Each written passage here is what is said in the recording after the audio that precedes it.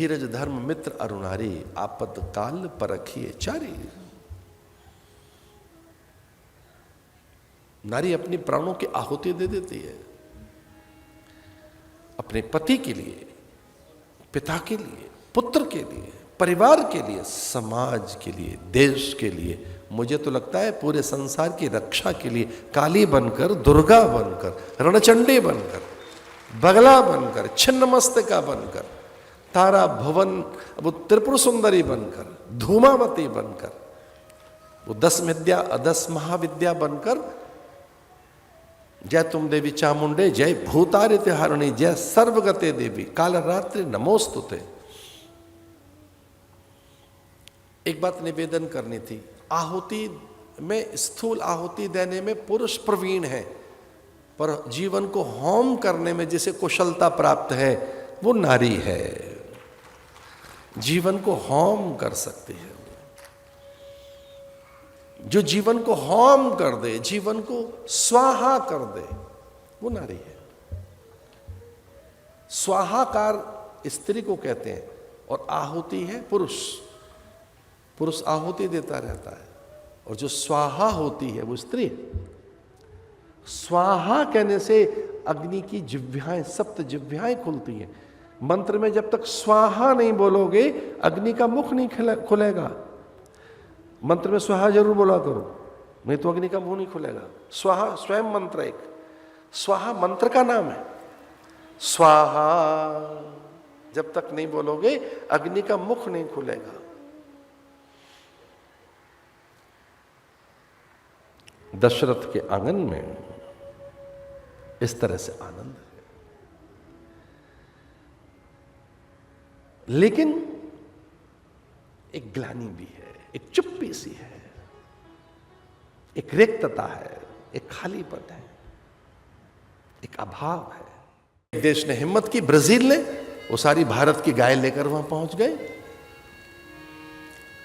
अन्य नस्ल की गाय पर मृत्युदंड है वहां पर, अन्य नस्ल की गाय पर। उरुग्वे में 24 घंटे में हैंग कर दिया जाता है आदमी। उरुग्वे नाम की छोटी सी कंट्री है। अगर भारत की गाय के इतर वहां को दूसरी गाय किसी के पास भी है, 24 आवर्स में हैंग कर देते हैं उसे। और मैं कहानी किस्सा नहीं सुना रहा, सत्य घटना है ये। तो जो विगन की बात आई है उसके पीछे भी कोई बात यही है कि उस दुग्ध ने, घृत ने, उन पदार्थों ने कई मानसिक विकृतियां पैदा की हैं। इसी लोगों को लगा कि नहीं फिर हमको विगन होना है, शाकाहार। तो ये वेजिटेरियन जो हैं लोग, शाकाहारी हैं, जानना चाहोगे क्या है? करैहार शाक फल कंदा, कंद फल शाक, ये 3 चीजें अलग अलग हैं।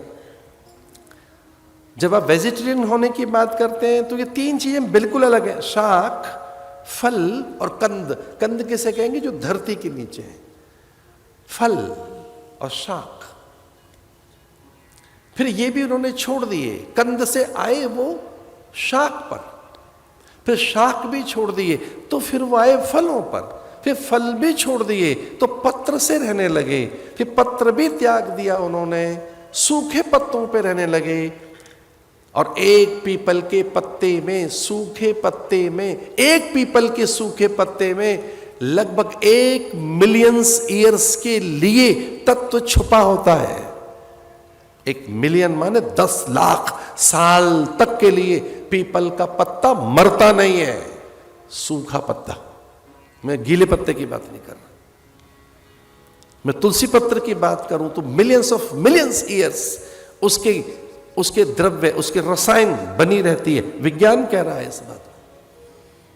तो सूखे, पहले तो कंद छोड़े, फिर शाक पर आए, फिर फल छोड़कर पत्र, पत्र से भी सूखे पत्र, और फिर वो जल के आधार पर रहने लगे, जल से फिर वायु के आधार पर रहने लगे, और वायु का भी आधार त्याग कर वो आत्म तत्व में लीन हो गए, और फिर नारायण प्रकट हुए। इतने नैसर्गिक हो गए, इतने प्राकृतिक हो गए, पवन के साथ एकीकृत हो गए, धरा अंबर अग्नि जल वायु के साथ, आत्म तत्व के साथ भगवान प्रकट हुए हैं।